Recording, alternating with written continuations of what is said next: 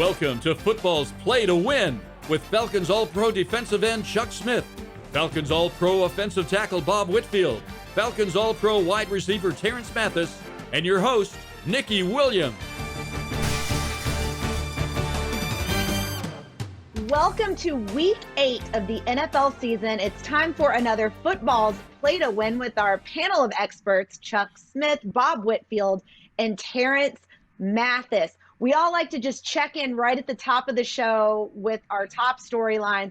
Look, we called it. We said it was going to be a good game, wound up being a great game. The Cardinals taking down the Seahawks, Russell Wilson with that pick in overtime. Where were your emotions in that moment? Chuck, I'll start with you.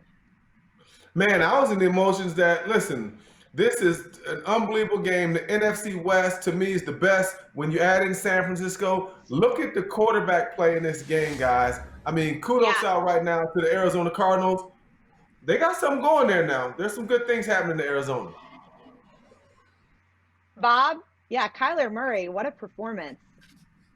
Yeah, Kyler Murray really showed out. And I think what it was that he was competing against basically his older alter ego in Russell Wilson. And what they were saying is that these two quarterbacks are kind of similar and dynamic. They, short in stature, fast with feet, good with arms. But what you saw was Kyler Murray had the steady performance, and Russell looked like the old Russell that wasn't cooking when he was throwing interceptions in the end zone on slant routes. He's throwing the out route. And, we saw the tackle that saved Budda Baker's touchdown, but Russell didn't get the best of that matchup. But they will have to, see, because those going to be the two top quarterbacks coming out of the NFC West right there. Yeah, Murray with 3 touchdowns, 360 passing yards. Russell also with 3 touchdowns, but also 3 picks. So that tells the story too. Terrence, what do you think? I thought Russell was going to pull it out. It was like, those old days, light heavyweight fights where, you would love to see and whatsoever. And like Bob said, these was two quarterbacks that they compared each other to. And Russell was a little off, but let me tell you something. Russell Wilson still is a gamer, and he's in a really, really tough division right now, and that's probably the best division in football. So whoever comes out of that division may be your Super Bowl champs. So the game of the week this week, no surprise, an undefeated Pittsburgh 6-0, Baltimore 5-1. Is this going to be another hey, it's going to be a good game and then it's a great game? Chuck, what are you most excited about watching in this game? I'm excited about watching both of these defenses, Nikki. I said last week, I told y'all, if I'm in the alley and I'm coming out and I need my boys to come with me, I'm calling the Steelers. But guess what? If the Steelers are busy and they got something to do, I'm calling the Ravens. I love it. Listen, these are some backyard brawlers, man. Listen, the Ravens just traded for Yannick Ngakoue, one of the best pass rushers in the National Football League. The defensive line is fantastic. They got bruises all up front. Listen, the Steelers, you know what they got. Cam Hayward, Stephon Tuitt, Bud Dupree, TJ Watt, Minka Fitzpatrick, and they got a leader in Mike Tomlin that speaks for himself. Woo! Nikki, I said last week, you said, how many times did I count goons? So I said goons on the show. I counted it. I said goons 16 times. So I'm giving you goons on each side of the ball. Goons, goons, goons. I love both of these defenses. Chuck just went down the entire roster. Terrence? Listen, I played at Pittsburgh for 1 year. Well, I had a cup of coffee at Pittsburgh for a year. Let me tell you, these two teams hate each other. I didn't know how much they hated each other until game day. There would be skirmishes before the game. There'd be skirmishes during the game. And then I had an opportunity to go to Baltimore and do an internship. And boy, these two teams hate each other. And it's going to be it's going to be a great game. It's going to be a really good game.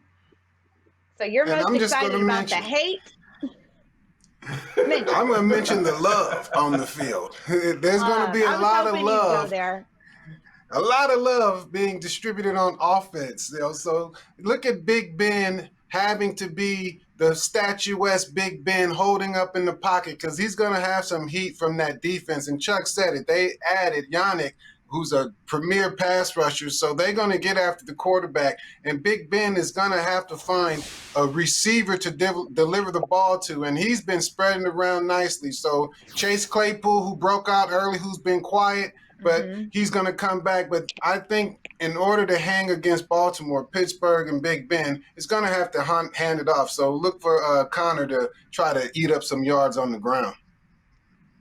Well, that's what we're most excited about this week. Let's switch it, change it, rearrange it. Go back to last week, because we like to always get everybody's thoughts on what the biggest surprise was for you on that week. Chuck, I'll start with you. What was your biggest surprise last week?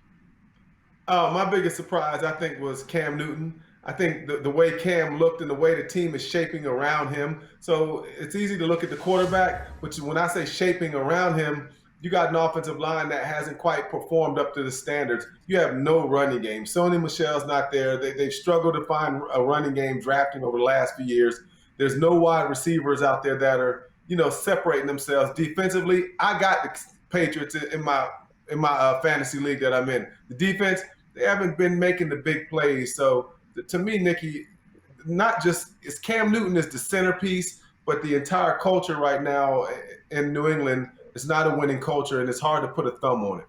Well, I was thinking with Atlanta's woes and me being in Atlanta, I can always say them, but I saw something else going on when the Dallas Cowboys just kind of shrunk and minimized anything of saving anyone's job there against the Washington Redskins. And yeah, you lose Dak, but it was something, hey, become the rallying force behind your running back Ezekiel. But after he fumbles a couple times, then you start looking, well, who we rally behind? And when you have the owner having to do interviews and telling the host to shut up because he's trying to fortify that he believes in his coach and Mike McCarthy. He believes in his roster because he's the GM. Jerry Jones is the GM that brought in those players. And now those same players are tanking. And it's finger pointing. You don't know if the coaches are the problem. And they're talking about Mike Nolan's defense. Mike Nolan, former 49ers head coach, comes in and installs some, I guess, hard defense to play well in. And that team is going to, hell in the handbasket. And Jerry Jones, I seen even Marcus Spears is saying, how can you fire the owner of the team? So Dallas Cowboys, they are in turmoil, and it's not going to change anytime soon. Terrence, what wowed you? You know what? I like the way the Rams got after the Chicago Bears. The Chicago Bears supposed to have this big, aggressive, bullying defense, but the Rams, what they did is they showed them who the bullies were. And I'm not sold on the Chicago Bears and Nick Foles. It was a great move when they did it, but I don't know if you can win a championship with him or even win that division with him when you have Green Bay sitting there. They just, for me, they're boring, stale-looking football team. But I was very impressed with the Rams and how they handled that offense of the Chicago Bears. And Terrence, while I've got your attention, some big blowout victories also last week that we didn't touch on. Tampa Bay 45-20 over the Las Vegas Raiders. Terrence, you are our Tampa Bay guy. Is it safe to say that Brady's finding his groove with the Bucs? Well, you know what? Now I'm eating crow right now because I didn't think they'd be doing this well at the time. Want some salt and pepper? I know, wow. But let me tell you something. It goes to show you, when people was asking, was it Brady who made New England great or was it Belichick? Well, we're starting to figure it out right now. Brady is that guy. He is that GOAT right now, and he has a lot of weapons, and he's playing with a lot of confidence. And I'm excited about where they could go. They still got to beat New Orleans, but I think they win this division. Brady completed 33 of 45 passes for 369 yards, 4 touchdowns, and ran for another. Chuck, has Brady pretty much sealed the deal with the Bucs? Hey, I'm glad you said that because I wanted to like raise my hand, but I didn't want to stop the flow, Nikki, about what Terrence just said. I can see it in your eyes. You can see that? I know you can. Good. I'm glad we worked together a long time. So Terrence, I'm just like, you just basically said 6 games in this year have shown you that Brady was the answer in New England outside of Bill Belichick after 6 Super Bowls, thousands of big wins, great calls, winning games a year or two when Brady wasn't at his best, figuring out other ways to win. So now Brady is the reason we're starting to see the reason why there was a dynasty. Bill Belichick, I just need a little more from you, my former teammate. What have you done for me lately right now? You know, we're in the society of right now. We ain't worried about the past. Where are you right now? What are you doing for me right now? And right now is showing that Brady is the catalyst, that was the catalyst of that New England Patriots team. There's going to be plenty of arguments, but at the end of the day, quarterbacks and head coaches get wins and losses. And right now, I think Brady got more wins than losses. Okay. Good point, because look at New England. Look at New England compared. Let Nikki finish. Let Nikki finish. And it's not coming down to, when you talk about talent around Brady, he hooked up with 9 different receivers and threw all 4 of his touchdown passes to different targets. So preach. What'd you say, Nick? Say that again, Nikki. You said just talk about Nikki. It's the gospel. But is that Brady's fault that the ownership, the GM, and the head coach says, I'm gonna go out and get some talent around you to make you better? Belichick ain't going out. He can go get them same guys. He has not done that because he has a system that says, I don't need that to be successful. But guess what? You need a trigger man, and you do need some weapons to be successful. Who did he get? Who did Tampa get? Nikki, hold on real quick. Who did Tampa get? Tom Brady got signed into the perfect situation. This is the same offense where Jameis Winston, he did throw a gang of interceptions, but he threw for over 5,000 yards. So when you look at this, they just added Antonio Brown, and they just added Gronk in, and they've been having success offensively without Gronk.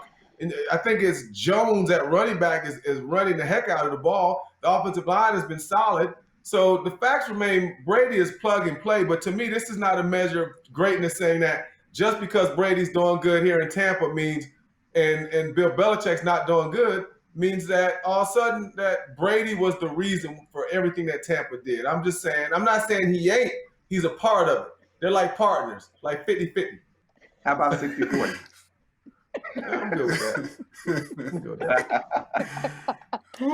Moving on over to Washington. I know, we're getting it today. Moving on over to Washington, 25-3 over Dallas. Cowboys just keep on embarrassing themselves. Washington's defense racked up 6 sacks on the day. Chuck, I want to start with you on this one. What do you think? Got the bookends, Montez Sweat. You got Chase Young. Washington's defensive cornerstones are set. They harass the quarterback. Their foundation is set. Ron Rivera and the Washington team, they got some building blocks, and it starts with those 2 defensive ends. And, Bob, I don't like you quiet down there. Well, Ron Rivera, kudos to him because he's been battling with illness, and he comes back and, he coaches from Zoom, comes back after treatment, and really got those boys fired up against the lowly, Dallas Cowboys, who I spoke on earlier. But I think the Redskins' trajectory is still, uncertain because the quarterbacking for the Redskins, they're going to have to figure out who's going to be that long-term quarterback if Dwayne Haskins is given the boot, in the offseason. So they're going to have a lot to figure out. But in a division that I can see a 7-9 team, winning that division, the Redskins are, sitting right behind, Philly in that division, and they don't even have a winning record. So that's one of those things that if anybody can turn their season around and still stay in the hunt, it's definitely the Redskins, and you don't expect much. 7-9, 8-8 wins the division, gets you in the playoffs. So they do have a defense that can compete there. Cam Newton. How about Kansas? Just keep him moving around to everybody in the league until you find the piece that fits with him. How about the Chiefs? The Chiefs proved something else. They can just beat you in multiple ways, dominated the Broncos all three phases of the game. That's Kansas City 43-13 over Denver. What stood out the most to you in that game, Terrence? They played Denver. They were supposed to beat Denver. You know, Denver has not figured out who's going to play quarterback for them. I think Chuck, Bob, and myself can go try out for quarterback, and one of us might play quarterback on Sunday. But right now, Denver is in disarray. You know, Denver's in disarray. John Elway hasn't figured it out what he wants to do in the coaching position. He hasn't figured out what he wants to do in personnel or who he wants on the field. So they're in disarray. Kansas City is who they are. They're going to, you know, they had a little bump in the road 2 weeks ago whatsoever, but Kansas City is who they are. They're going to beat you running the football, throwing the football, or whatever. The Magic Man is going to do what he do, and that just excites you. Is there anything that excited you about the game, Chuck? Bob, you always say his name right. What's the little LSU running back? Y'all, what's his name? Edwards-Helaire. Yeah, Nikki, I'm excited about this dude. I mean, he is talented. He is quick. He can run between the tackles. I mean, what an incredible pickup, guys, for Kansas City to get a weapon that, I mean, right now he's playing at a Pro Bowl level right now. So the Kansas City Chiefs added a Pro Bowler at running back who's a rookie. To me, I know he's in the top 3 in the NFL in rushing. So, I mean, just wow, every time I watch this young man run. And they brought in Le'Veon Bell. When the Falcons made the pick, he was sitting there at 15. They didn't pick him up. And they needed a running back at the time.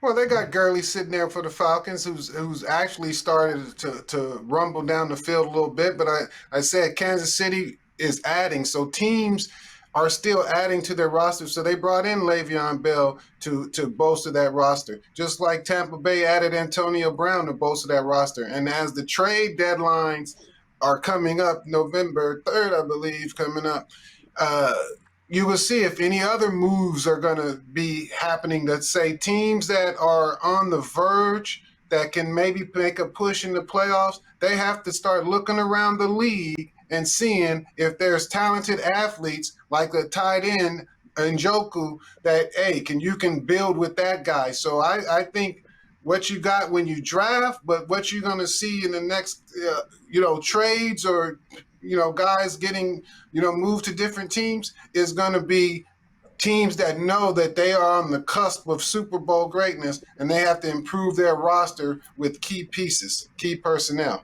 We were joking about this a second ago about just moving Cam Newton around everywhere. But when we look back at that loss last week, San Francisco 33-6 over New England, just a really bad all-around day for Belichick and his team.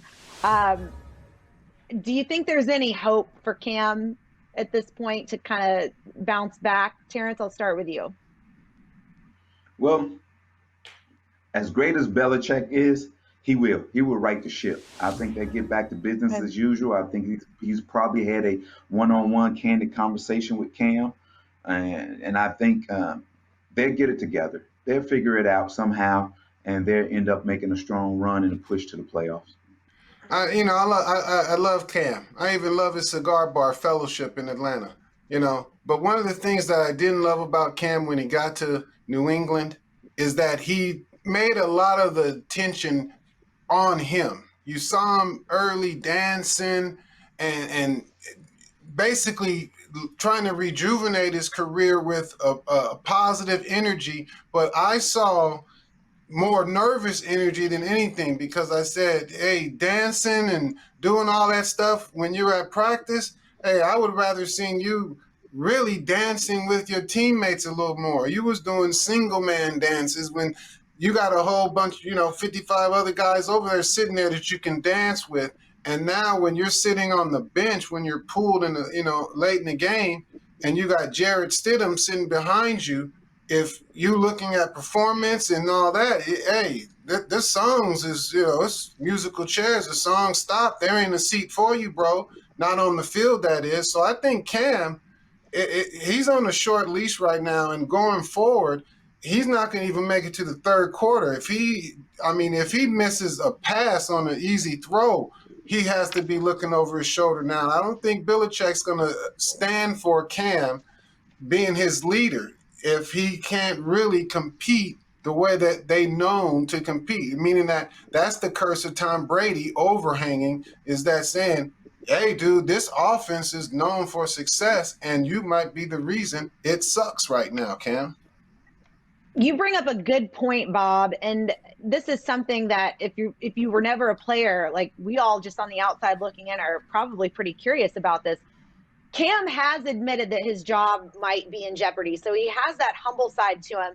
But is it a bad look that he's so flashy with the way that he dresses and his theatrics are so big and he's playing like crap? Like, is that just like an unspoken thing that you can't be flashy if you're not putting those numbers up, Chuck?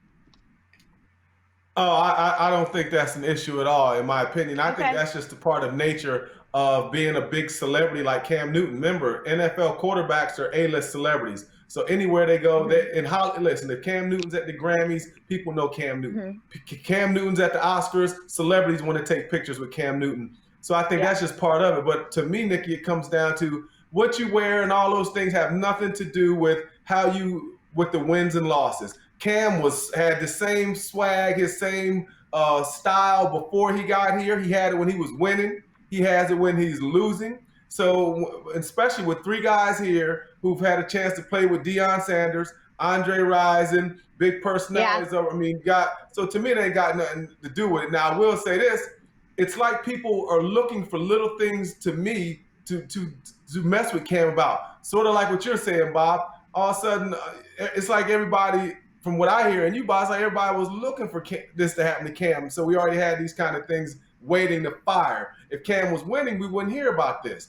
But to me, his style is dope.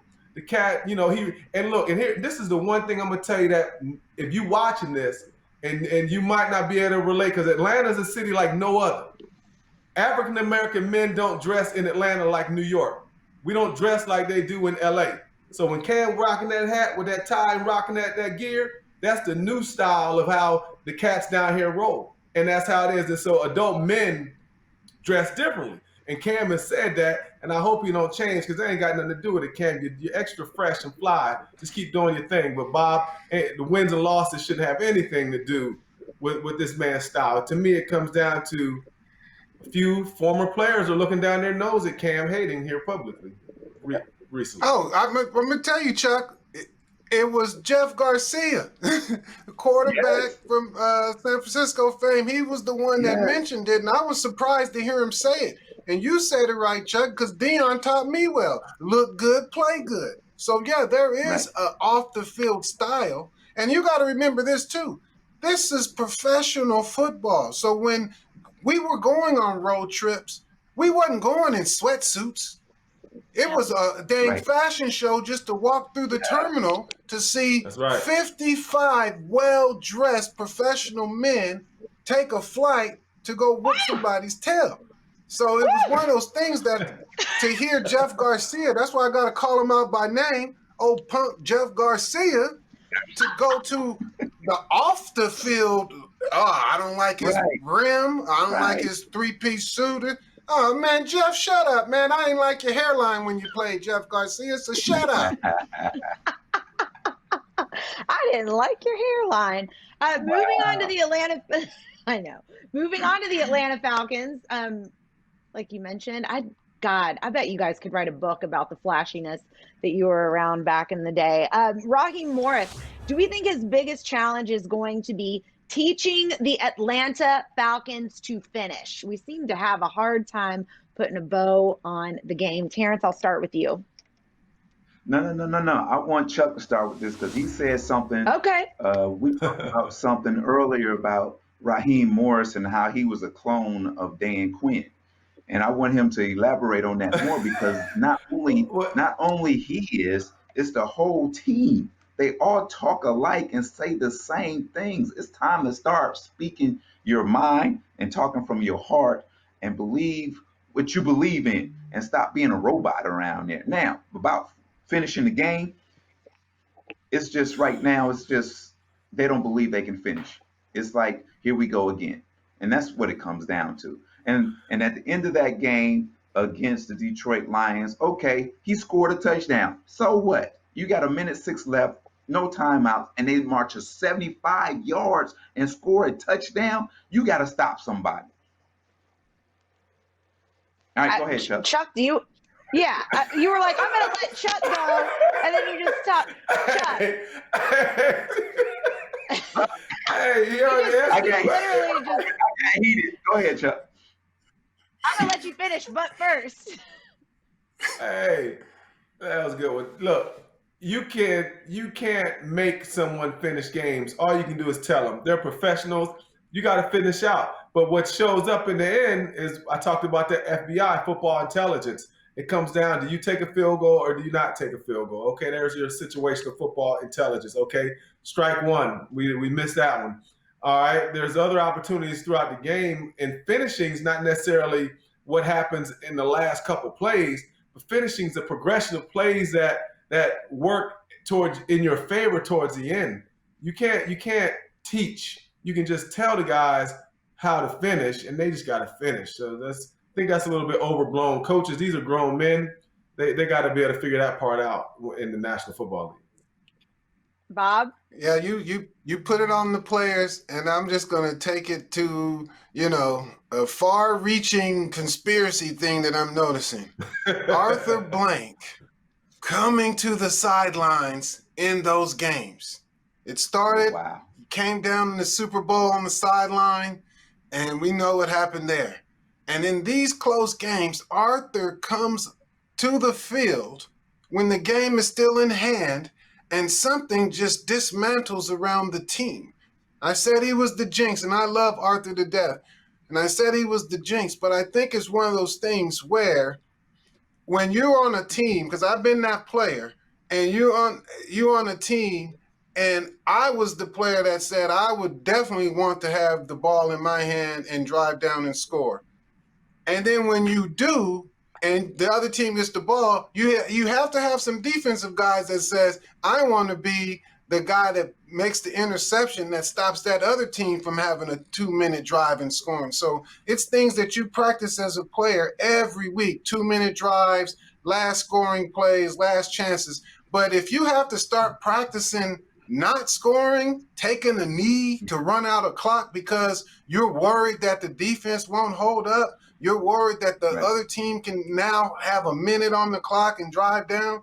Yo, you don't have the winning edge, or you don't have the winning players on that field that got that bravado that says, I will win the game for this team. And that's what I'm seeing, is that someone has to step up each and every instant in those games, from first quarter to fourth quarter, and be that dude. There are no dudes that are trying to be the man on the Falcons. Well, you know who's not having a hard time reaching down and finding their bravado, say that 3 times fast, Antonio Brown. And we talked about this for the last couple of weeks. Antonio Brown out there, an option, and now he signed a 1-year deal with Tampa. Are you excited about that? Are you annoyed by it? Man, he evokes all kinds of emotions out of people. Chuck, I'll start with you. Well, I'm happy for the kid, but I will say this. I think on this show last year, I said I didn't think there was no way that Antonio Brown would ever get another shot in the NFL, especially when I saw the video of him, with his baby mama and the police in the car, the whole nine, and just the way he kind of did some of the teams. My son, Chucky, this was a big conversation with me and my son. He loved Antonio Brown. I said, Chucky, Antonio Brown's done. There's no chance. There's 0%. He called me from Walford at the college like, Dad, I told you so. But he got an opportunity. It's going to be interesting to see how he does, because he's with Tom Brady, who seems to be a good friend of his. Chris Godwin, throw him in at Tampa as another weapon at wide receiver, trying to get Evans fixed. Jones at running back. Antonio Brown is back. It's going to be an interesting story developing down in Tampa if they keep on winning. He's got 9 lives around the NFL, that's for sure. Bob?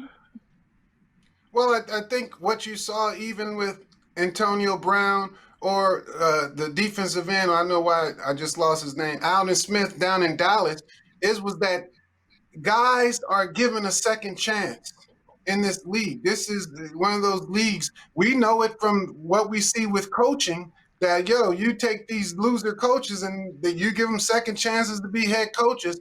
So this league is extending it to players because someone recognized the greatest of Antonio Brown. Someone recognized the fault of Antonio Brown. And there was all these rumors going around in Tampa. It was Tom Brady who convinced Bruce Arians that he can work with and win with Antonio Brown. I don't know if that's true or not, but it's definitely what I see is a push from the NBA when you are a key player and you can build a roster of weapons around you, Tom Brady like LeBron James, and go get the players that you know can compete for you, that you know that will help you become the best all-time, all-around quarterback in the league history, which he already is, but Drew Brees got the numbers ahead of him. But I think it's that kind of mentality that it's the players now pushing these narratives or building these teams up. And a lot of guys who were forgotten about or maybe passed over lately because of their own faults are coming back into the league and are wreaking havoc because there's some great players that just, hey, they sat down for a couple of years, now they're back. So, Terrence, I'm going to start with you here. You can make this about Antonio Brown, but we need to start wrapping it up and come out with some of our final thoughts. And I'm going to let you get creative with yours, Terrence. Oh, final thought? Yeah, final thought. I know it never goes on long enough, does it? My final thought is this. I would love to see how Tua plays against this defense against the LA Rams. He's going to get hit. We want to see how durable he is, how healthy he is. But it's a good start for him against a defense like that and just see where he is. And for him to be better, he has to play. He can't get better sitting on the sideline. So I'm excited to watch and see the progression of Tua in Miami. It's Tua for One you, more thing. Chuck. Oh, go for it. One more thing. Bob, you got rats on your wall falling and moving. What is that about? Yeah, one did. Oh my God, he does. Look, That's crazy. look, Is that for Halloween? Look, it's just in case y'all know, I am like Dr. Doolittle. I speak to everybody, even the rats. Oh my God. You know what I'm saying? I got it working for me. I come over there and steal your cheese. But I'll give my final thought here. I've been tracking young offensive line play, and there was a lot of offensive tackles drafted. Tristan Wirfs down in Tampa, who loving his position. And then you had Cleveland, Jedrick Wills in Cleveland, Alabama. You know, they're winning over there. But then the highest drafted one came out of UGA, Thomas, up in my old squad, the New York Giants. And boy, is he struggling up there. And it puts a lot of pressure on him because of the fact that that left tackle position for New York is almost like seen as a quarterback. You know, biggest team, biggest stage, left tackle. I was up there protecting Eli, and boy, were they mad at me when I let Eli get sacked. So it was one of those things that a rookie who wasn't expected to start, that they were going to groom him behind Nate Soldier, now had to step in, and he is having a tough season. He's given up a lot of sacks. He has the talent to improve, but it's one of those things that when a young offensive tackle has to perform in National Football League, it's one snap and clear. So I'm giving my energy out to Thomas because I think he's a great player, and you struggles, but you're gonna get better each week. Work on the outside arm punch. You gotta have a nice level strike. The cross chops you can defend with the fast punch, but flip your hips on the end of the rush, drive them upfield. Bro, don't give up no more sacks. NYG, come on, let's go, Thomas. All right, Chuck, you want to follow Master Splitter? Yeah, I want to follow up on Master Split. That's funny. Yeah, I'm going to follow up, Nikki, and it's ironic Bob's talking about offensive linemen because I want to talk about enjoy greatness while you can. In our lifetime, Nikki, we've had a chance to be around. You've seen some of the greatest of all time at what they do. Michael Jordan, I watched Magic Johnson, the Reggie Whites. I've seen, now we're watching the Tom Brady's. You watch the Tiger Woods. You watch the Serena Williams. And it's rare you see in the NFL the kind of once-in-a-generational type talent like we're seeing in Aaron Donald. In my opinion, Aaron Donald made himself the fastest NFL Hall of Famer in history. He was a Hall of Famer last year. I think that was his 6th year. Might only been his 7th. I think it was 6. But no matter what, Aaron Donald in 5 years has better stats and had a better career with 2-time Defensive Player of the Year than a lot of players. And let me just tell you, when you watch his dominance, his sheer skill, his revolutionizing of the defensive tackle position and along the defensive line, you'll appreciate it when you watch what he does week in and week out. I got a chance to watch the greatness of Reggie White. Got to not only be his friend, learn from him, and play a year with him. I got to watch Hall of Famers and Chris Dolman. I know Bruce Smith. I've watched them. I've watched all these incredible talented players. I played against Jerry Rice. I've tackled Joe Montana. I've had a chance to see him all the way back and did a lot of different things. But this guy right here, he's going to go in the Mount Rushmore of NFL football players one day. There's 2 guys in this modern era that's going to be on that wall. One's Tom Brady, and the next one's Aaron Donald. I don't know who's getting pushed out, but they're going to have to make room for Aaron Donald because greatness is within us. Watch him, enjoy him. He is the LeBron James of football right now when it comes to sheer next-level dominance at what he does. A lot of bold statements here, guys. Agree, disagree. The conversation always continues online. Find us on social media. Thank you for tuning in to another week of Football's Play to Win. And real quick, Bob, I just looked up a fun stat. A Harvard Business Review in 2015 says rats can be smarter than humans. Who knew? We'll see you all next week. He's a rat.